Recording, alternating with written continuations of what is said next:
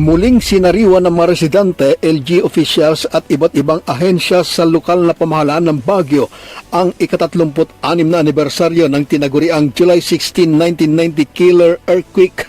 Sa isinagawang programa ay nilahad ng ilang survivor at nakaranas sa pangyayari ang mga di malilimutang karanasan sa nakakakilabot na trahedyang naranasan ng lungsod.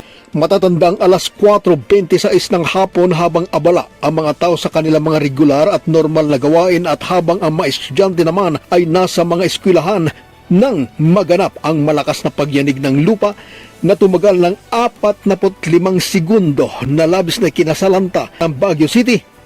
Ayon sa ilang survivor, halos hindi mailarawan ang itsura ng lungsod noon matapos ang malakas na paglindol kung saan ay napuno ng tangis at hiyawan ang kapaligiran.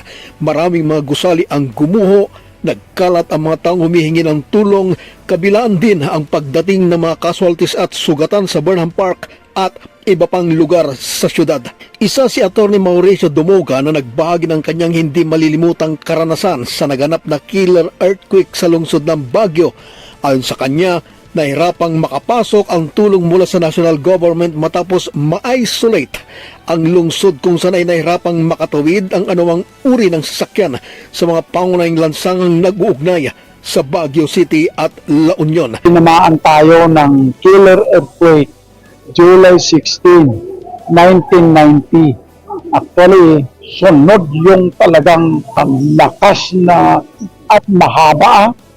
Sinundan ng mga aftershocks na malalakas din. Maririnig mo yung sigaw ng tao na tulungan po ninyo kami na wala kang magawang massive rehabilitation ng ating city kasi sirang-sira lahat ang ating mga kalsada. Sa panayam kay Baguio City Police Office City Director Police Colonel Ruel Tagel, sa kanilang panig ay regular ang pagsasagawa nila ng mga earthquake drill habang handa ang kanilang hanay sa anumang di inaasahang sitwasyon dulot ng lindol.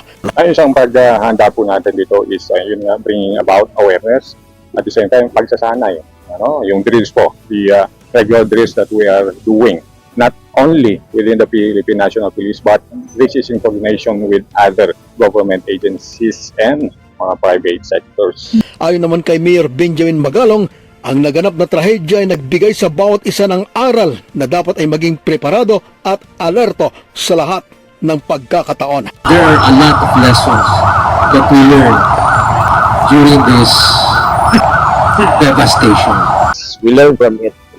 They have noticed, they have mentioned yung mga pagkukulang. And from that, we will be improving continually. Like yung communication, pinapaigting din natin yung ating implementation ng ating building code. Mula sa Baguio City, Fredo Lyuda, para sa mata ng Agila, Northern Luzon. Matatag, matapang, matapat.